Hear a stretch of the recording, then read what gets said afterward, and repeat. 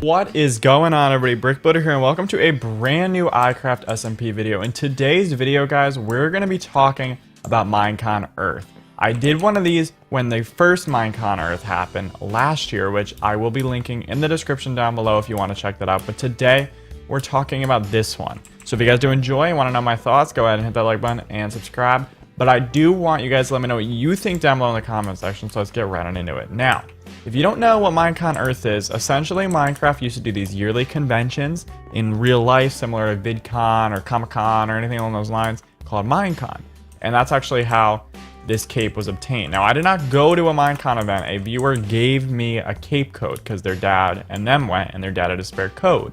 Now, to get into what Minecon Earth is, essentially it's that, but in a live stream and video based content. In my opinion, it's definitely very different, and I personally would not have kept the Minecon title to it.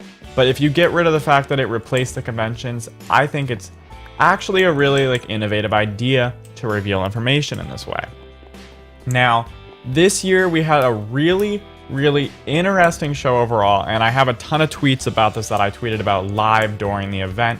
I was watching different YouTubers and stuff comment their thoughts on Twitter and in live streams of themselves, live streaming the content while providing commentary over it. I personally didn't do that just because I really wanted to focus on getting all the information and learning as best I can. But let's get running into it. So this year, the hosts, in my opinion, were pretty good. We had people such as Aurelian, OMG Chad, and some other people as well, Lydia Winters, and a bunch more creators as well, which was really awesome. I think to dive right into it, we're going to start with what the next update is. The next update is called Village and Pillage. That's like the update Aquatic of last year, which was announced. This is the plan for the future of the next big Minecraft update. Personally, I think it's actually quite the cool update. Villages have not really gotten an update, and there's so many cool new features there, such as skins and also raids now. So essentially, villages can get raided, which is really cool. There's a whole new mob and crossbow element, which is tied to that. And we're going to get right into the crossbow right now, because this is huge for me. As a primarily PvP YouTuber who's taken part in tons of UHC events, including the first 1.13 UHC ever done, which is on the channel. And actually, that was done with iCraft. In addition to that, I've done tons of minigames, tons of PvP. I've spoken to tons of PvP players who play all sorts of things and such like that. Now, they're adding this new thing called the crossbow, and essentially it's supposed to be like a more powerful bow with different enchants, but it takes longer to load your arrows.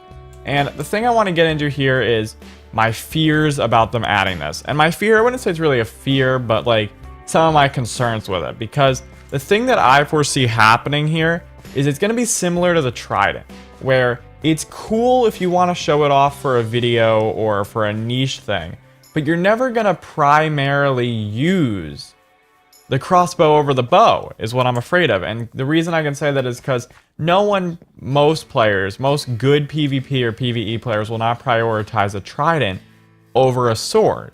It's kind of similar with the axe. A lot of people don't prioritize using the axe, even though it does a lot of damage, just because it's not better than a sword.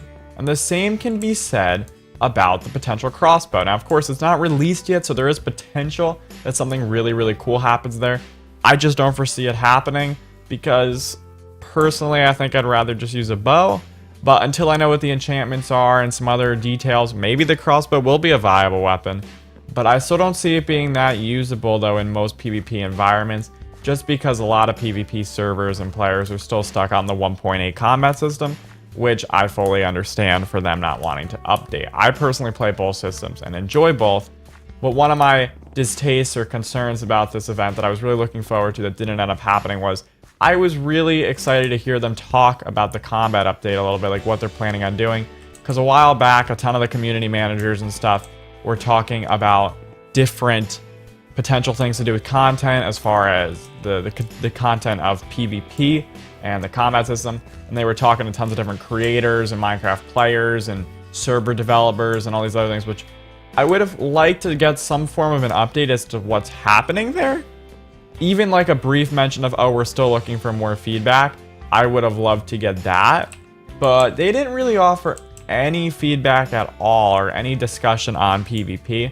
which is understandable as it is just a fraction of the community of Minecraft, but I would have liked to see it at least addressed a little bit.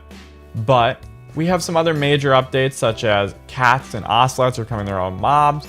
We're also getting pandas and bamboo.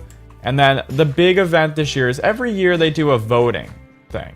And last year it was voting for which mob you wanted to be added, which the mob that got added was the Phantom, which played a pretty big impact in the 1.13 UHC, as well as just in survival, early game, and late game, and all that other stuff, which is quite interesting. But this year, the vote was for what biome should get updated first. Now, all the biomes are planning to get updated, but the one that won was taigas. In taigas, we're supposed to be getting now foxes, campfires, and possibly a few other things.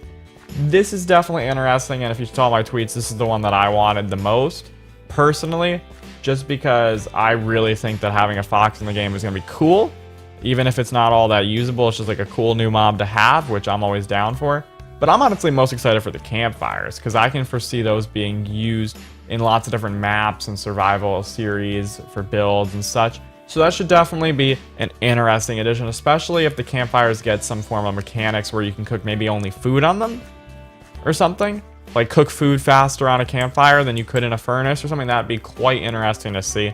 And I would definitely support something along those lines just to make campfires a thing a little more people use for sure, in addition to just aesthetics. Now, overall, the event was very entertaining.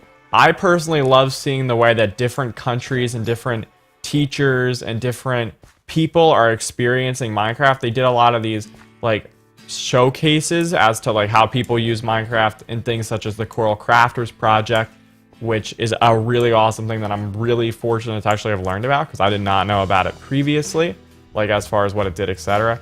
We've also learned how certain people with certain disabilities can use Minecraft to experience things and play and etc. And that was really cool and kind of jaw-dropping for me, just because I never really thought about it in that way, as far as like how far Minecraft can push the limits of immersion and enabling people to experience different things, which is really cool to see.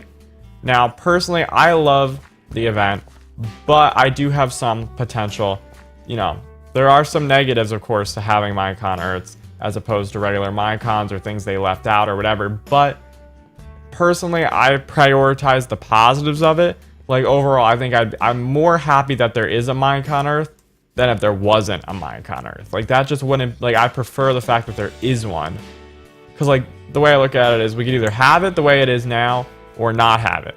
But as far as next year, what I would like to see is I'd like to see a lot more creator influence into it. And the reason I say this is just because the creators are a large group of the success in Minecraft.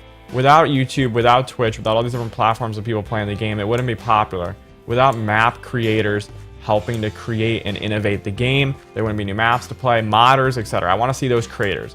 Whether they make videos or maps or some form of content, I would love to see that more thoroughly implemented into the event. As far as people of all different sizes who bring different things to the table. Whether it's short little interviews here and there, or just a quick little mention of their content somewhere in the pre-show, after-show, whatever. Just because the more creators you get involved, the overall better the experience for people, as well as the additional, potential for new viewers to come and watch the event, which is quite cool. But overall, I think they did a pretty fantastic job, although there are a few drawbacks, which are I do think that some of the show was very focused around children, which I totally understand and respect. But at the same time, you have to realize that when you do that, you're going to alienate the adult audience a bit. Because, like, for instance, there's not a lot of mention of, like, new coding elements and stuff like that. Because a lot of the people who do the coding in this game and, like, develop the game and make the maps and stuff are usually adults. Now, I don't see there's anything wrong with focusing on kid-based content, because family-friendly stuff is totally understandable, and that's how I think it should be for such a big family-friendly game such as Minecraft. But you do have to factor in that there's not a lot revealed for the adult developers in this. Although there was some things that I think are pretty huge for them. I personally don't really do a ton of the development stuff, so maybe I'm wrong in this. But overall, I think the event was really successful. Even the little game show things that like OMG Chat and Aurelian did and stuff like that were very interesting, and I honestly enjoyed watching them. And I think it was really cool to have them be an element in the actual show. Like, I really liked the like the immersion that can provide for the live stream. And I just think that Minecraft is accomplishing so much, and especially with the like recent successes of like Fortnite and other games like that are kind of taking the main focus in gaming right now, in my opinion. I think people who still play Minecraft should really be proud of the accomplishments that this game has made and is going to continue to make, because there's just going to be so many new developments coming in the very near future that can definitely help make the game great again, to put it simple. I think the game is great currently, and I think it's only going to get greater and greater and greater as time goes on. I think the game is really successful, but now this is the part where I ask you guys for your thoughts down below. Like, what did you like about this? What didn't you? Did you vote? Did you even watch it? Did you not? Is everything here I'm teaching you firsthand and you never learned it before, or what?